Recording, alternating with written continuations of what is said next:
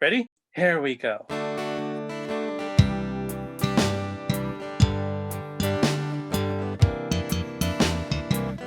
Different points of view and highs and lows. A new perspective everywhere you go. Open up your mind, drown out the noise, and see if this connected.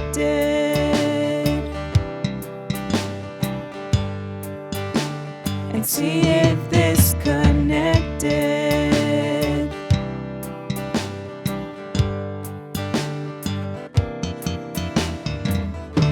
The mission of this Connected podcast, again, is to connect generations and situations about faith, life, and whatever comes along the way. To not necessarily agree, but be listened to. Again, these conversations share the different perspectives of me and my guest. You, of course, are always welcome to agree and even disagree. But as always, we hope that it is done in charity. Welcome, fam, for another episode of This Connected. And as you can see, our two guests here look familiar. They've been here before. And we are doing the second episode on Asian Pacific Islander racism that we have been seeing. And we dropped this last month to kind of like show and share that there continues to be racism in our nation, in our society, in our world. And one of the things that just came to me, maybe it's, and I have to confess, maybe it's because I'm Asian. I'm not trying to minimize that there is racism against other minorities, but sometimes what happens is that we get so, what should I say? There's so much that we become almost numb to all the racism, and that we ignore it and we move on our lives, on our daily lives of working, going home, living out our family. And then it hits you that this still happens. And I'm a target. And I think we need to face a realization that sometimes, many a times, we don't act until it becomes personal, which is wrong, because we should always act. But when it becomes personal, when it's your sister, your brother, your mother, your uncle, it takes the veil away of what we've decided to put up, of this veil of a nation that is not divided, a nation that is, wow, it's free. It's red, white, and blue. And I'm a patriot. And all of a sudden, this veil, being sort of is torn and open, and you look on the other side, and maybe you're not part of that room. Maybe you're not accepted like you thought. And so I bring you guys back on in this episode because I want to talk about the next step that we're going to talk about, the history of racism in our nation, the history, our history, my history. And for those people who don't know and who may have been seeing this podcast for the first time, I am Filipino. I am Asian. And as I jokingly say to a lot of my friends, when I was born and I came to this country, I was Oriental. And then I came Pacific Islander. I was like, "Ooh, that sounds cool. I'm a Pacific Islander." And then going to high school, I became Filipino. And there was just a lot of labels that I went through growing up. Whereas, you check the box. What are you? What are you? What are you? And now, before you said you had Oriental, black, white. And now there's a bunch of things that you can choose from, or you don't have to choose at all. So let's talk about the history of racism towards Asian Pacific Islander, Asians and Asian Pacific Islanders in the United States. So who wants to take a shot at that?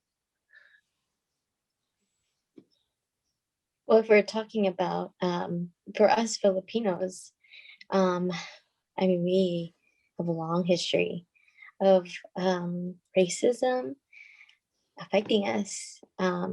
Just from, I mean, going back to when we were colonized, when we were colonized by America. I mean, even then there was a lot of racism that our Filipino ancestors experienced.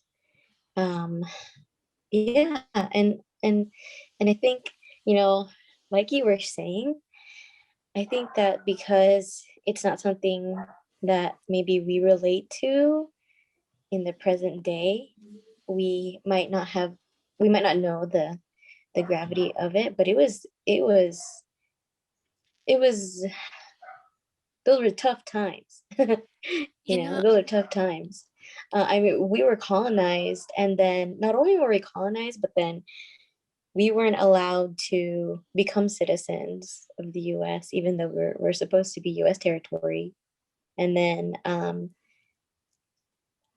something that I always like to share is back then when we were colonized and Filipinos would migrate to the US for better opportunities, um, they accused our Filipino men of stealing, one, jobs, and two, American women Yeah. from and I think I mentioned this in the last podcast too. Yeah, they accuse our Filipino men of stealing jobs and women, and it made them so angry that they stopped migration from Philippines or Filipinos Yeah. to the US. And some people might think, oh, like it's over now, and then all of that, but those kinds of things, that kind of like attitude, that kind of prejudice, it perseveres. It perseveres to this day, you know. And some people think that that's the extent of it, barring us from coming into the US, but really it's not. There were attacks. There were attacks on Filipinos. There were attacks on Filipinos in California, in New York. We were attacked, and then they told us we can't go there anymore. But then they flip-flopped because they needed us in World War II. Mm-hmm. They needed us, they needed numbers, right? Yep. And because they needed us to fight with them, it now it's not just prejudice and hatred. Now there's a utility aspect to it, right? Like they use us until they don't need us anymore because they don't really like us, and yeah. that's something that we might look over. Yeah, I also kind of wanted to bring up, like it was interesting how he was saying, oh, I came here Oriental, and then like the identity boxes sort of shifted in, your racial identity. And like that's what happened in the Philippines too, when Spain came over, we were the Indios, Yeah. right? We were the Indios, and then there were the Aita, blah, blah, blah, blah, all of that stuff. And then things were going down in the south. And then the next wave of like colonization happened, like back to back. And suddenly we went from being the Indios to like the Filipinos. I don't know, my history is a little mixed up. Yeah. Indios, Filipinos, and then the little brown brother of Uncle Sam, Mm. right? So that's when we Exactly. started to be mixed to like, oh, hey, we're brown, but like we're still Asian, right? Yeah. Like, Mhm. what are we? There's a whole identity shift. And then like with Uncle Sam's era, uh, are we good enough to handle democracy? Are we well behaved? Did Yeah. they tame the savage? Like all those like slangs and all that slurs came out, and all the political cartoons too. I recommend like anybody, if you want to like know what that is, look up the Forbidden Book. Mm. It has all these political cartoons you wouldn't imagine, based on Filipino American War, which like in our history books is just a little footnote, right? But like people compare that to, it was the testing of tactics that were used in the Vietnam War, and it was kind of like one of the first like Afghanistan or whatever, right?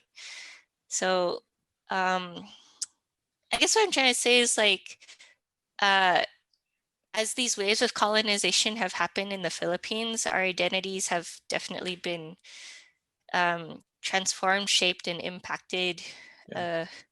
These concepts of race, right? It's not just also looking at the waves of migration, but culturally, like things are happening. Uh, the Catholic Church played a big role in who we are, how we identify, and then Hollywood too, right? Yeah. The emergence of beauty pageants. So like beauty pageants in the Philippines became very big and have an impact on like our idea of, what's beautiful, which unfortunately, right, has that tinge of like West, like it's oriented to see Western features as beautiful when like, um, our native local features are just as beautiful. And um, when people started migrating out, like whether it was those who were fighting in World War II and, kind of just got absorbed into the US Army, or the emergence of all these like nursing schools and then the labor export policy, it impacted how we were perceived for export. And, like my Francis was saying, for our labor when we do arrive in this country. And when we arrive in this country in those different waves, which you'll see, we are still that perpetual foreigner. Yeah, and I love it when you guys said there that Filipinos have that utilitarian. We're like we're utilized for a reason.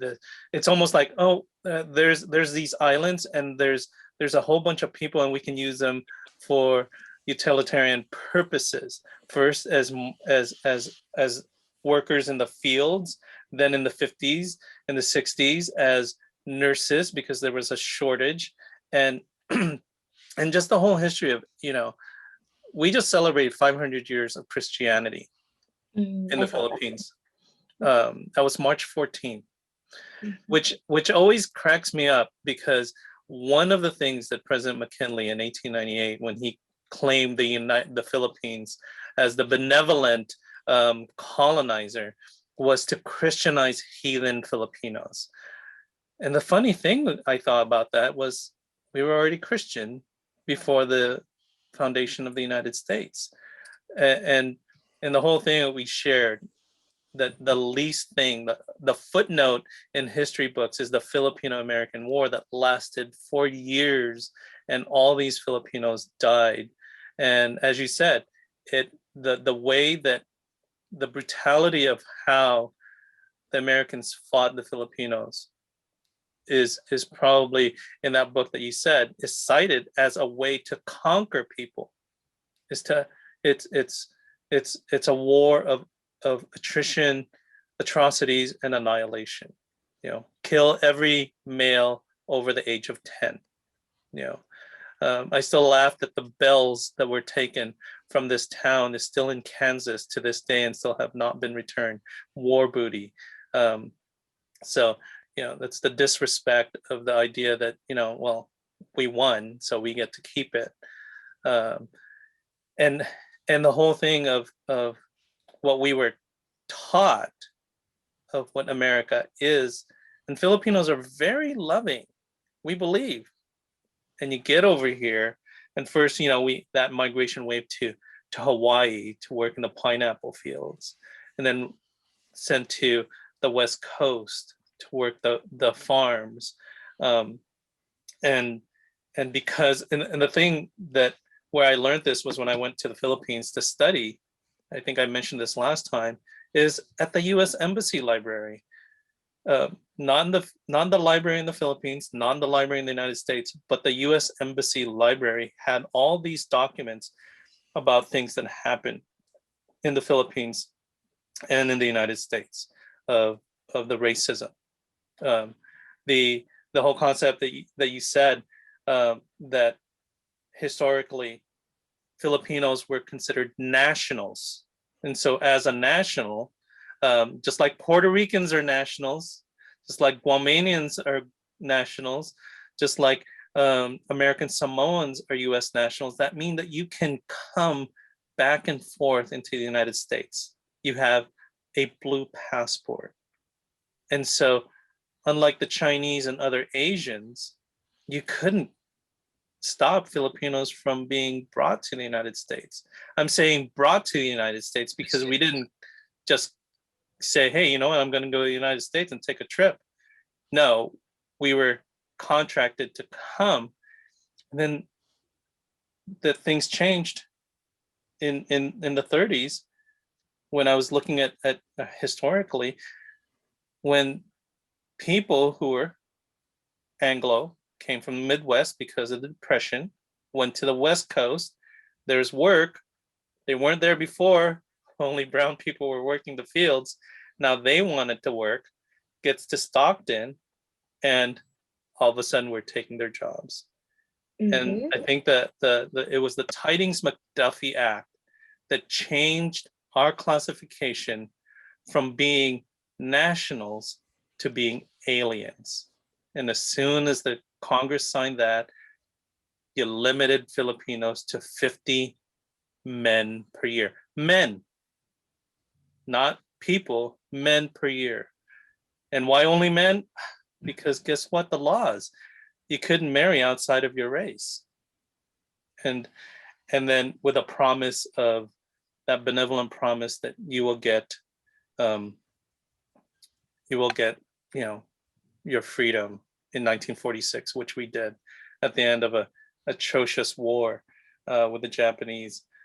But what gets me sometimes, a lot of times, is that we're never taught that history, that we have to look for that history. Even the history of Watsonville, of Stockton. I believe majority of our youth don't even know that. I believe that majority of our youth didn't even realize that Filipinos were also farm laborers. I think majority of the people who see Filipinos are all they're nurses.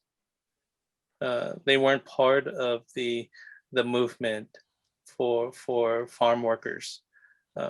But I have here a video that I'd like for us to kind of watch, and this is kind of explains, you can see this. It says, "Get rid of all Filipinos or we'll burn this town down." Literally signs in the 30s in California, and they actually did. They actually did burn the town down. So I'm going to turn this on, and maybe we can talk about what happened in this video. Get rid of all Filipinos or we'll burn this town down. What is the story behind these anti-Filipino signs? So a few years ago, I made a quick video summarizing the Watsonville riots of California back in 1930. And this sign, along with many other anti-Filipino signs, was from that period. A very tense and violent period that in many ways is really not that different from our social and political climate today. January 19, 2018 marks the 88 years since the violent Watsonville riots of California. It was an intense period of racial violence targeting the Filipino community. A wave of violence that started in the town of Watsonville in Santa Cruz County, and it quickly spread throughout California in cities and places like San Francisco, Salinas, Gilroy, San Jose, Stockton, and many others. Mobs, or hundreds and hundreds of white men, roamed the town of Watsonville and the nearby farms with the sole intent of attacking Filipinos. These mobs dragged Filipinos out of their homes, out in the streets, where they were beaten up almost to death. Filipino homes were ransacked and peppered with bullets. Filipino-owned businesses were threatened and in this one case, blown up. And this was happening for almost a week. And within this violence, this racist riots, a young Filipino-American, Fermin Dobera, was killed, but no one was ever charged for his murder. And almost 9 decades on, Justice for the victims of the riots remains elusive. Adding fuel to the fire, politicians and community leaders intensified this anti-Filipino sentiment by calling Filipinos a menace that must be deported, a menace that American people should get rid of. But how did the riots even start? Well, this all started in a dance hall back in 1930 when they saw Filipino men dancing with white women. During this period, many in the white community saw Filipino men as sexual predators. They saw Filipinos as criminals and rapists who are here in America taking away their women and stealing their jobs. After the riots, attitudes towards Asian Americans changed for the worse. Filipino immigration to the United States plummeted, and Filipino agricultural workers were quickly replaced by their employers with Mexican American farm workers. It was an attempt to divide and conquer, pitting ethnic and exploited minorities against each other. But as you may or may not know, 3.5 decades later, in the 1960s and 1970s, Filipino American agricultural workers would lead a multi-ethnic solidarity with Mexican American farm workers and other ethnic minorities in what would become one of the most historic labor movements in the United States. So back to the riots. Why did it happen? Why do they see Filipinos as criminals and rapists taking away women and their jobs? What was so wrong with Filipino men dancing with white women? Well, all of this was happening within the context of the Great Depression and the US occupation of the Philippines. During this period, the Filipino American community was overwhelmingly composed of young bachelors or young men who were brought in as a cheap source of labor. So on one end of the Pacific Ocean, you have the worst economic depression in the history of the United States. And on the other end,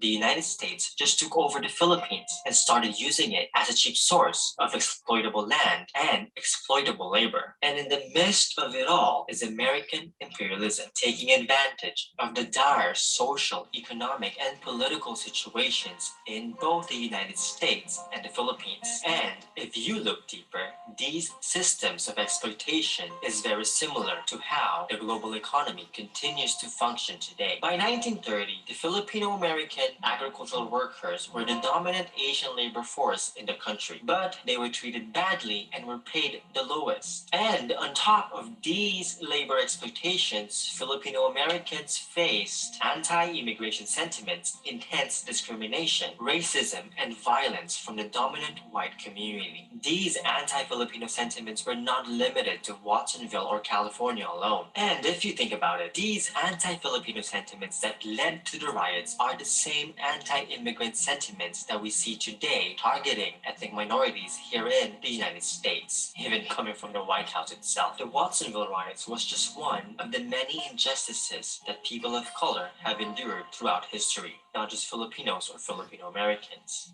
But as Filipino Americans today in this age, it is important for us to know about our roots. It is important for us not to forget about our past and our history. And it is equally important for the rest of the United States to remember and recognize such dark episodes of history, of American history, so that we can all learn from the past, move forward, and not repeat such oppression, injustices, and violence against any community. And that is it for me today. See you next time for Tagalog Kita Kits and Kapampangan Mikitiks. If you like this video, So that's what's his name? That's It's Kirby Arroyo. Kirby Arroyo. He's an educator, and he does these videos about the history, and it's really interesting. So please visit his site to learn a little bit more.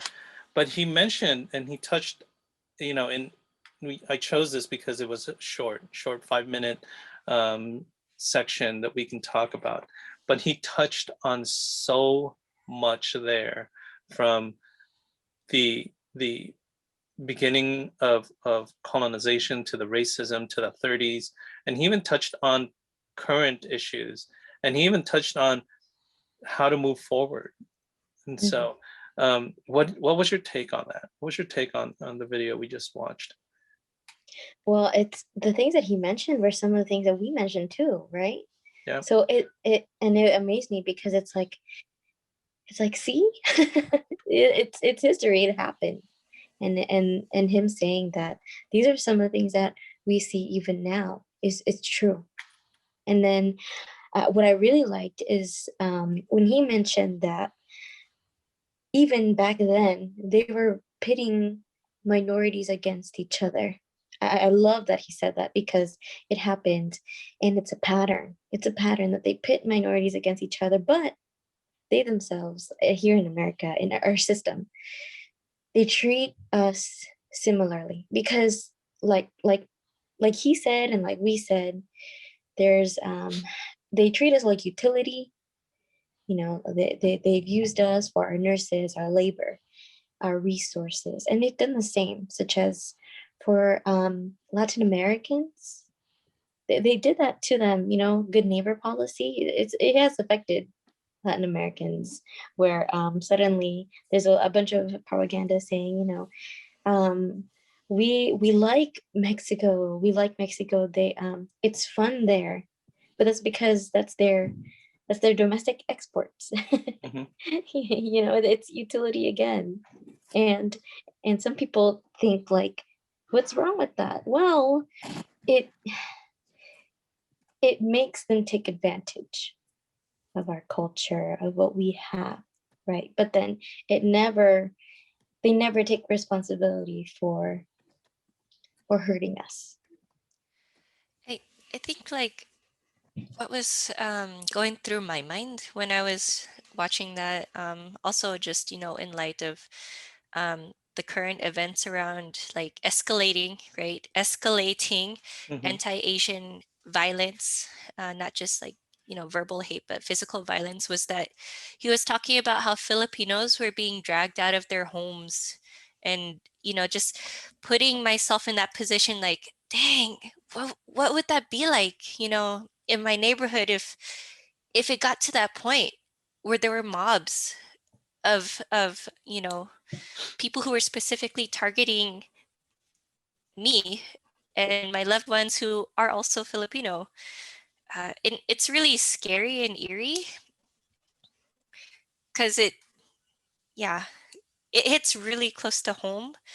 And then another thing that kind of popped into my brain was like, so what does this mean to me as a Catholic Filipino? Because I'm pretty sure, um, those men were more likely, Catholic, right? Yeah. Those ways of Filipinos, they not only brought their labor, but they brought their faith with them. And what does that mean for the community around them? And how did they, I guess, like respond, right? What does our Catholic upbringing say that we should do in times like that? He brought up that those experiences happened, that trauma happened, but then, decades later, it's still, the Filipino community, they're still Catholic, and their response was to unite with other cultures to defend life, dignity, and their livelihood in their communities. So for me, that was kind of just like my connection to like, what does that mean for me, faith Yeah. wise? And I'm glad you brought the issue of faith because Filipinos 500 years of Catholicism, Christianity in the Philippines, and one of the things that in reading the history books with the Manongs and the immigrants, what you hardly ever see is the church, and I think that's something that we have to look at as the church, as the diocese in these areas. Where was the church? Yeah. And what we have to look at that in racism within our own churches is were Filipinos welcome inside of the church? Because as we know in the South and in other parts of the country, African Americans and people of color, you didn't get to go inside of the church. You got to go in the back. You got to go in the balcony. You didn't get to receive communion until everyone received communion, and you didn't get to receive it from the priest in some areas. There were genuine racism within our priests in our community. And historically, when we look at Filipinos weren't allowed to be the head of an order. They weren't allowed to be the pastors of a parish. You can be a priest, but you could be, a vicar. Yeah. You, it was different. And what I saw in a lot of the things that I've read, and some things as a nation, as a people, as Americans, we need to look at that is how are we racist and where can we move from that? As a church, how are we racist and how can we move from that? Can we open our eyes, please, that we were, as a church, were we welcoming? That when you look at Filipino communities, why did they turn into forming Masonic orders? And as we know, as Catholics, there's some Masonic orders that are anti-Catholic. So we have to face that. Why did we form Masonic orders? Were they welcome to the Knights of Columbus of the time? I pretty much would think probably not. So you had to form other things. But when I want to go back historically to that is I'd love to find out when Filipino ministries started popping up in the United States. Was it in the 70s? Was it as late as the 70s? Was it earlier? Was it in the 60s? Was it in the 50s? Because I really didn't see Filipino ministries popping up until later on, when the predominance of laborers were no longer farm laborers.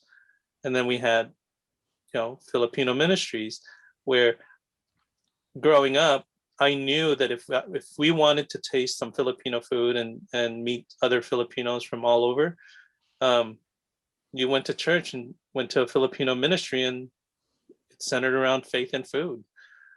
So those are just some of the interesting things, and looking at the history of our faith and racism.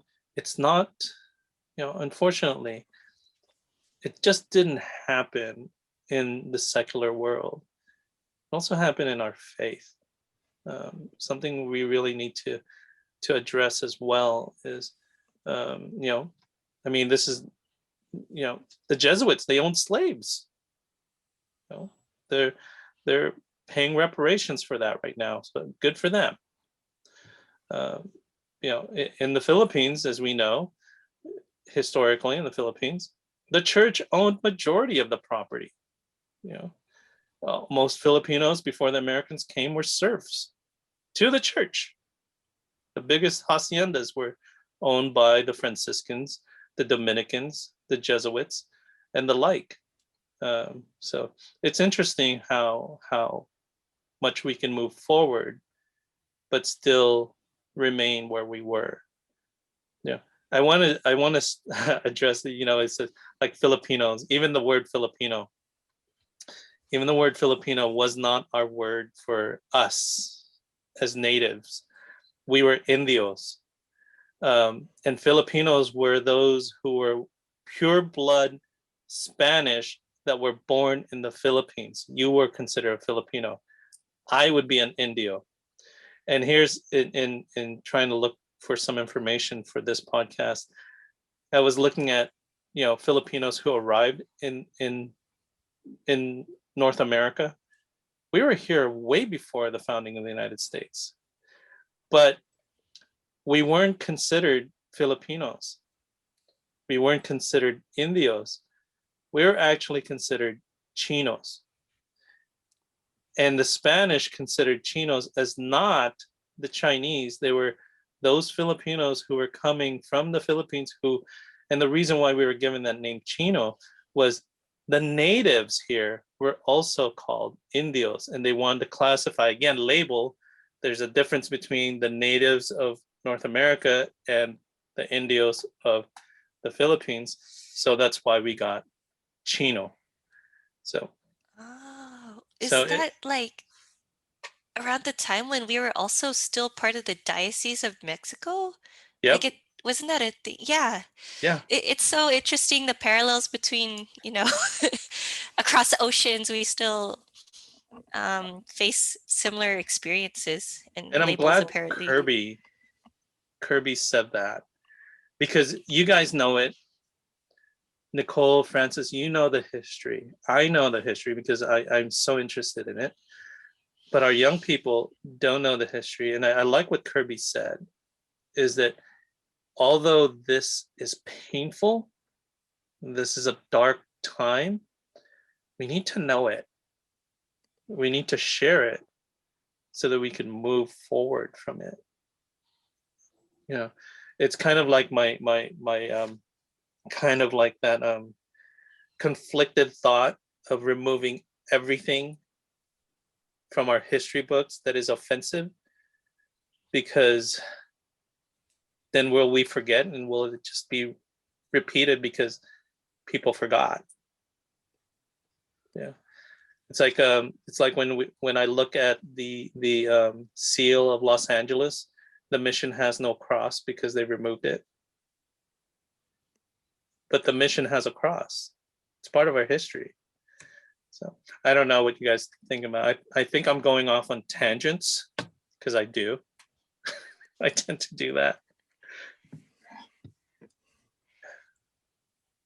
Let me think about that one for a few seconds, though. Like, But I want to move from that part to historically, where are we at? You know, and Francis, we talked a little bit earlier about microaggressions. You know, I want you to educate me on that because I'm way older than you, and people who are older, you know, that word microaggression was not even in my lexicon until a few years ago. So historically, you know, share a little bit. Yeah, and microaggression, yes. So and to start with the discussion of microaggression, we have to look at what are the effects of the historical racism that we experienced now. What are the effects of it now? And that's what it is. It's the microaggression. And the thing is, people think of racism and they might limit what they think of racism to the violence that they see, right? But it's really not just that. And with our culture, we have a culture of, you know, we keep our heads down, we do the work, we get through it. Because guess what? That's what we've been doing since colonization, right? We were told that we can't go to America anymore. Grin and bear it, right? We were accused of being sexual predators. We were beaten up in Stockton and Watsonville, but we just get through it, right? We just get through it, right? And how heartbreaking it is, you know, to be in our community and then being the type of people to not not want to fight back because we don't want to get hurt anymore, right? And so for a while we've allowed certain things to happen because, hey, it wasn't as bad as getting beat up like we did back then, and it still affects us today, right? That's what we need to start with when we start talking about microaggression. Now, what microaggressions look like is maybe hearing things like, you know, wow, you speak English so well, right? And that's something that you shared last time. I think it was, you speak English good. Yes. And actually, I speak it well. Mm-hmm. Mm-hmm. Or that thing that says, "Were you born here?" Mm-hmm. And when you tell them, "No, I came here when I was 8," and they're shocked, and the word that comes after is, "You don't even have an accent." Mm-hmm. and I think part of, I guess, understanding microaggressions that come at us, it's also because of the big picture of how racism affects all of us. We also do microaggressions to other people as well, you know, like within our Yeah. own community, we have um, to own up or be accountable for looking inward at our own dark tendencies. Like, so for example, oh, I didn't know they were a doctor, and it's somebody who has like dreadlocks because they're from Jamaica or, you know, another Caribbean country, you know, those sorts of small things. Or, oh, why, you know, I'm trying to think of another example, but you know, like those Or they have, tendencies that, or how yeah, they view Mexicans as gardeners. yeah. Yeah. Well, to all my Filipino brothers and sisters out there, when you get to Hawaii, when you take that vacation to Hawaii, guess who the gardeners are? Filipinos. Mm. Are they mostly Ilocano in Hawaii still? I don't know if my history is correct, but They are. they are. Oh, okay. And can't we thank Dictator Marcos for that?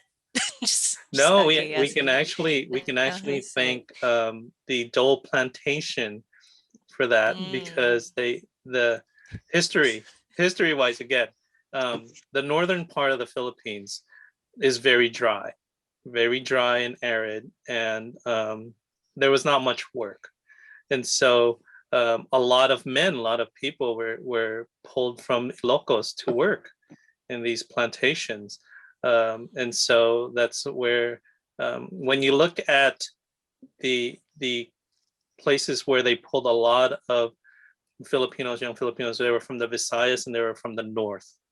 That middle side was kind of okay. I mean, uh, it's the city, Manila, and so in the very north and the very middle, that's where they pulled a lot of our first original farm labor immigrants.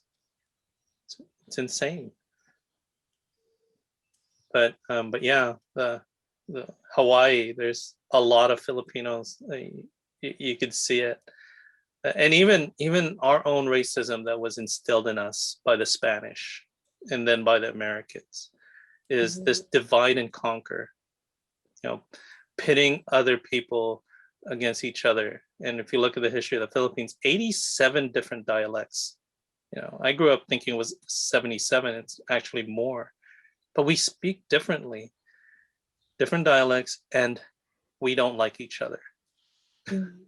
You know, when you get to the Mhm. Philippines and the older people, you know, talking to my older community, you know that every single group of Filipino has some stereotype of a different group of Filipino.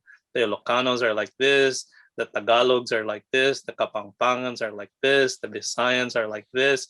You know, don't marry a Visayan, don't marry an Ilocano, don't marry this, you know, blah, blah, blah.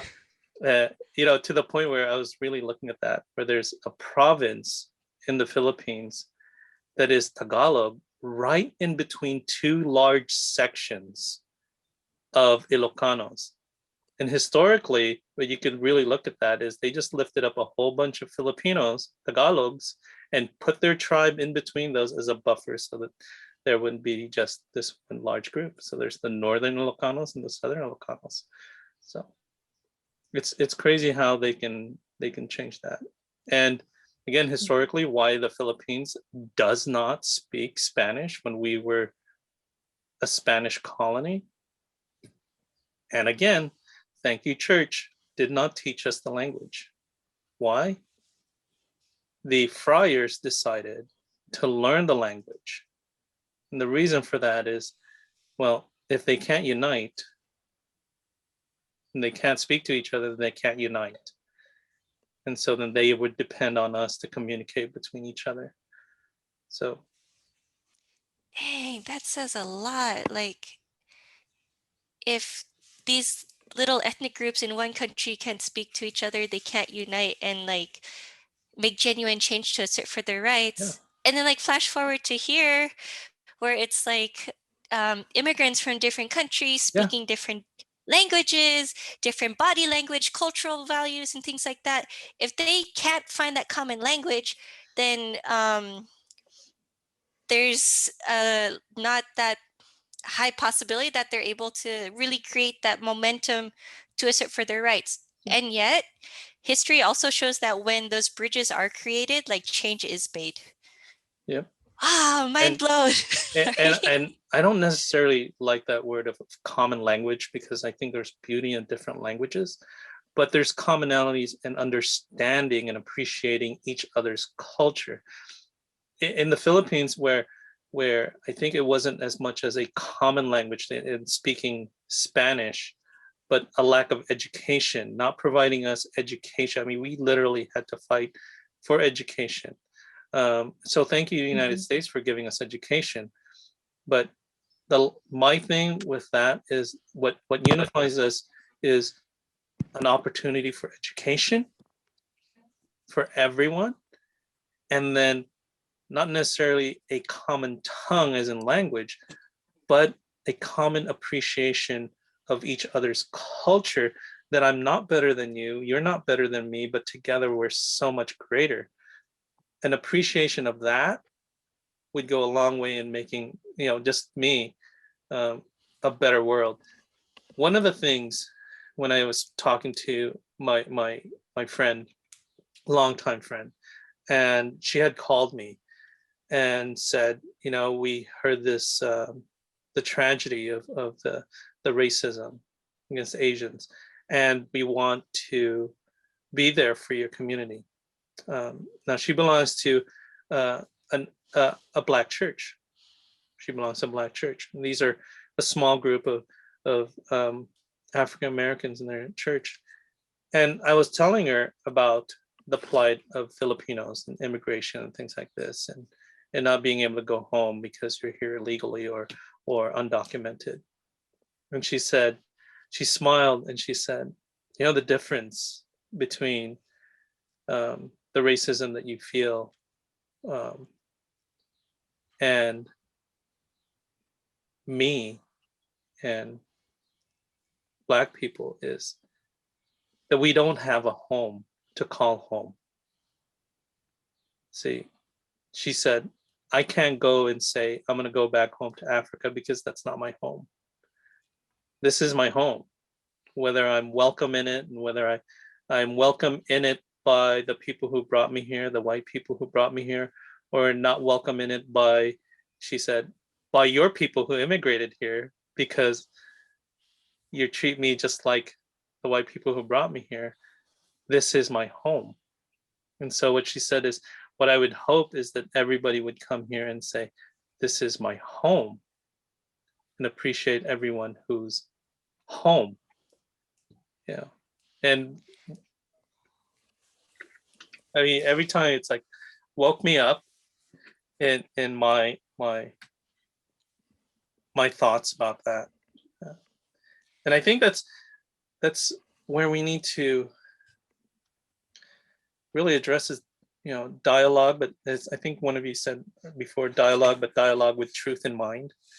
Not just to have conversations, but to truly have dialogue with people in community, with older people who are set in their ways.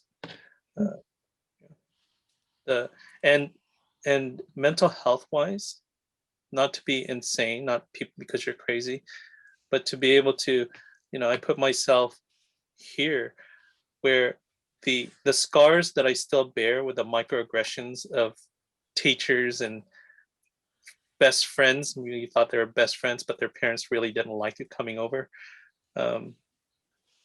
because you're brown. And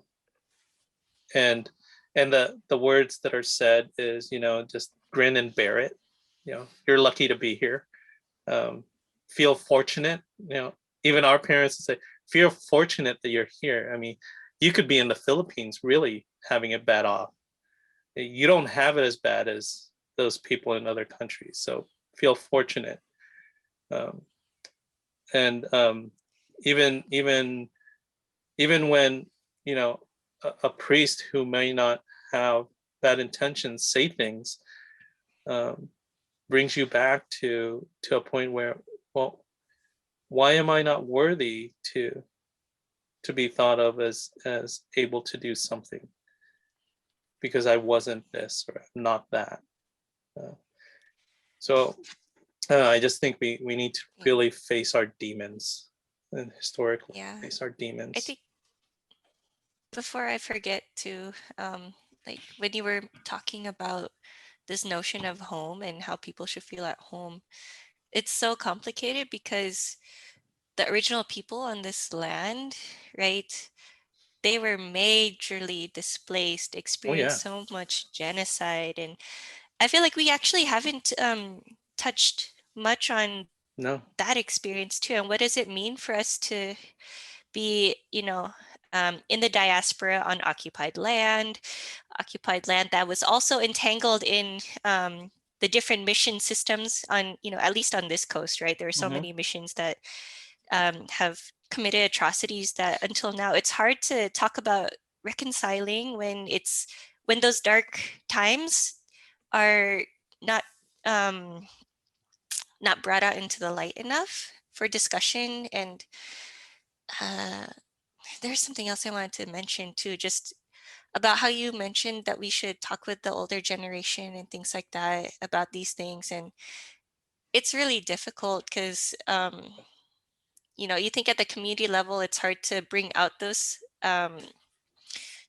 difficult eras and experiences. And then mental health wise, it's like asking people um, to look back at past trauma, historical trauma, intergenerational trauma, and to hear that from the younger generation is like, wow, who are you to tell me about what Mhm. happened in our ancestors past? Don't you want to move on? Or something like that, right? But that's where the healing work begins.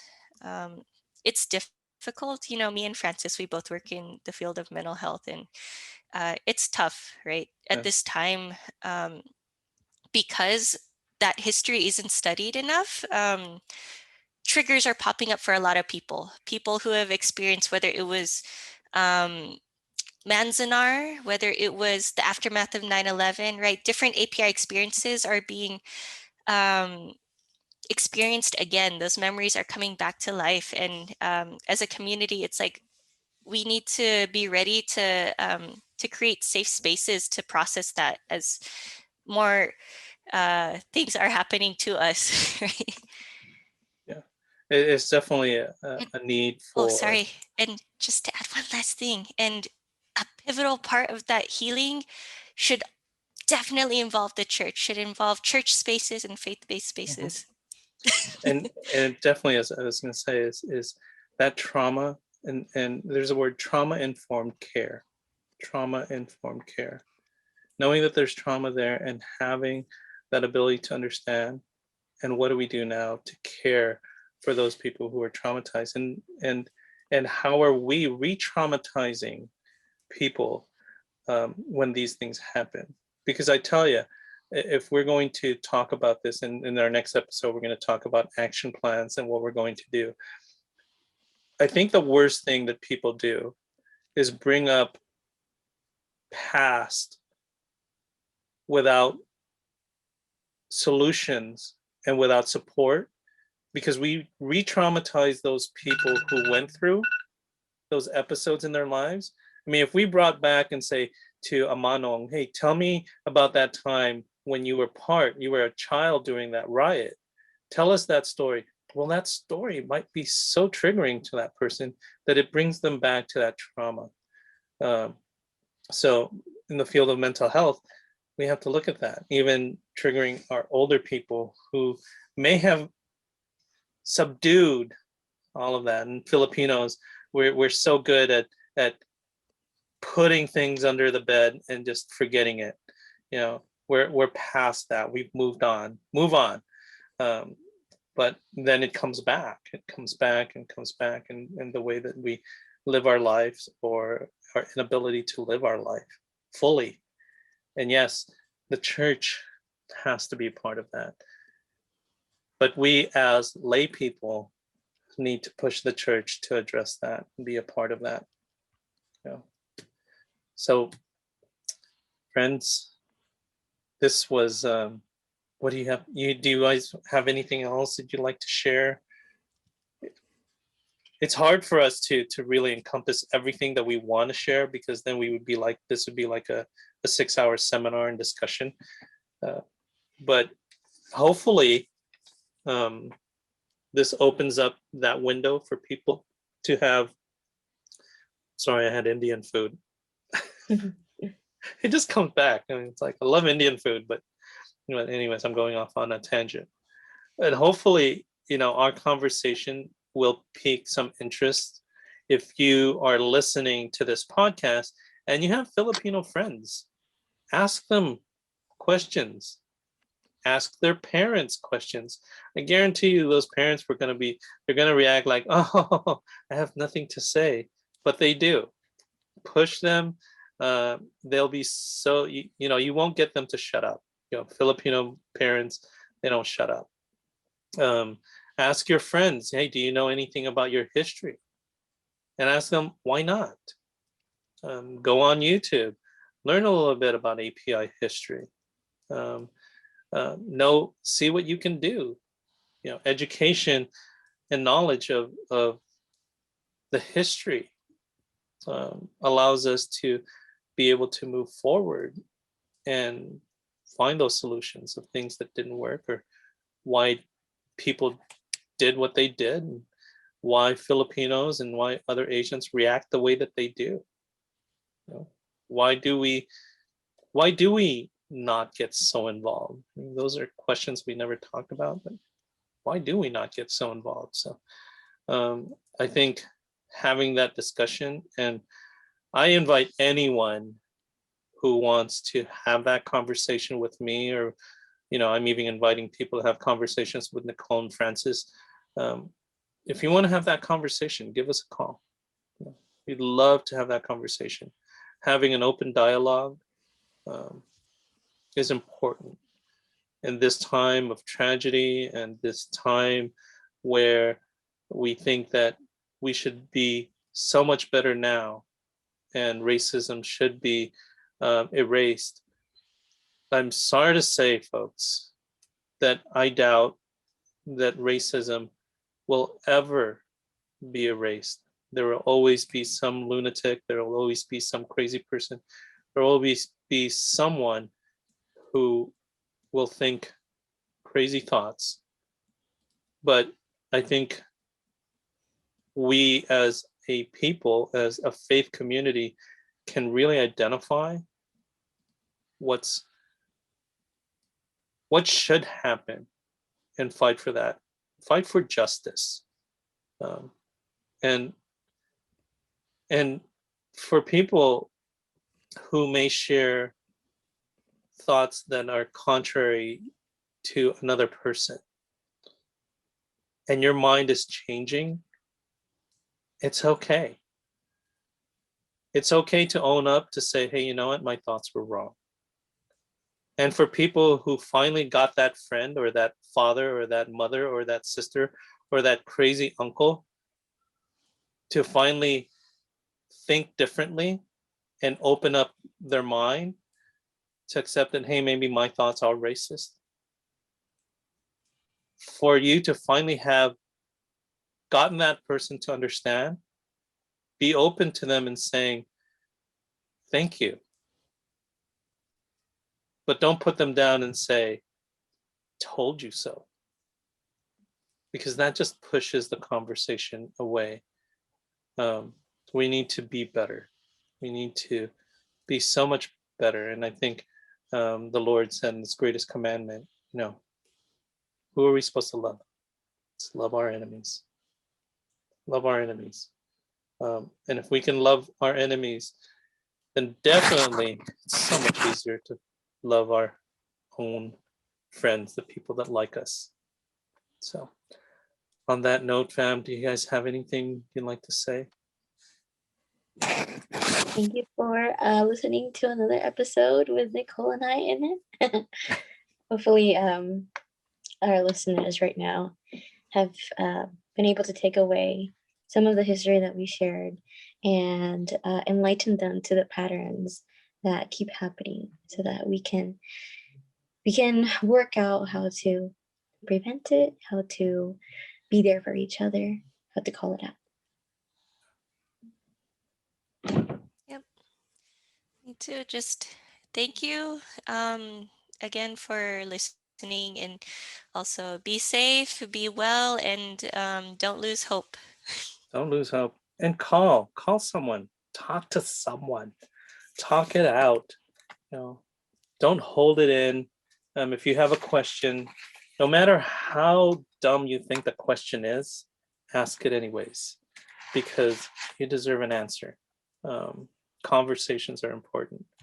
But friends, hopefully you guys will come and see our next episode. After this will be coming in about a month, where we talk about what can we do, what can you do as part of the we.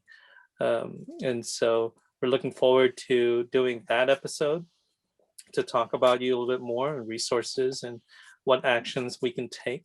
But for now, that's all we have for this episode of Disconnected. As usual, as I say, I'm burping now. We hope that Disconnected, if you want to send us an email, a message, a comment, please send it to catholic.dad50@gmail.com, or you can DM me at Disconnected Podcast on Instagram. Please subscribe to the podcast on the many platforms of the podcast out there. Please share it to friends who may want to listen to this. And yes, don't forget to donate to support the podcast and its mission to support the needs of youth to remain strong in the faith. Just go to our bio on Instagram. There are links there to show you how you can support our cause. And as well, remember, friends, live a life of holiness. We'll be praying for you. Please pray for us. And most importantly, be blessed and be there. Bye, everyone. Different points of view and highs and lows, a new perspective everywhere you go. Open up your mind and drown out the noise of different generations of the girls and boys. So sit back and relax, this is Catholic Podcast. Don't overreact if the thoughts are abstract. When it's hosted by Catholic Dad, who knows what's gonna happen? Hey, what's up, fam? Different points of view and highs and lows, a new perspective everywhere you go. Open up your mind and drown out the noise and see if Disconnected. What's up, fam? To connect generations and situations about faith, life, and whatever comes along the way. Expect runaway thoughts like a runaway train. Break into conversation like links of a chain. Make a Hail Mary pass, hope this connects. Have a question for a guest, put it to rest. Live a life of holiness, lead by example. Follow at Catholic.Dad and be tangled. Christ leads our way, he's the good shepherd. Pray for one another, be blessed and be there. Different points of view and highs and lows, a new perspective everywhere you go. Open up your mind and drown out the noise and see if Disconnected.